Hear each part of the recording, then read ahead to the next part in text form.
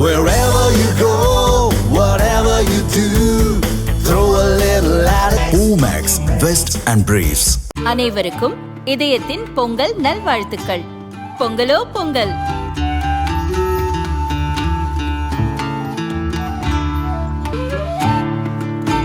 அனைவருக்கும் இதயம் மந்த்ராவின் பொங்கல் தின நல்வாழ்த்துக்கள்.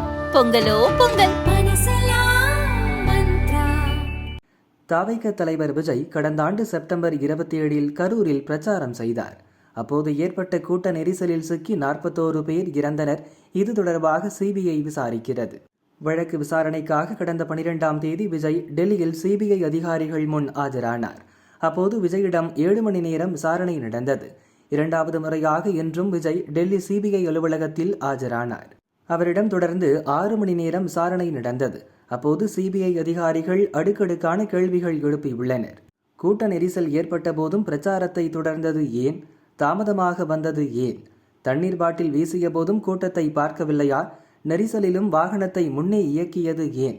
அனுமதித்ததை விட அதிக கூட்டம் எப்படி வந்தது என்பன உள்ளிட்ட பல கேள்விகளை அதிகாரிகள் கேட்டதாக தெரிகிறது. சில கேள்விகளுக்கு விஜய் அவகாசம் கேட்டதாக தெரிகிறது.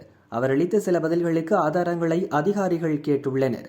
கரூர் சம்பவ வழக்கில் அடுத்த மாதம் குற்றப்பத்திரிகை தாக்கல் செய்ய சிபிஐ தயாராகி வருவதாக கூறப்படுகிறது.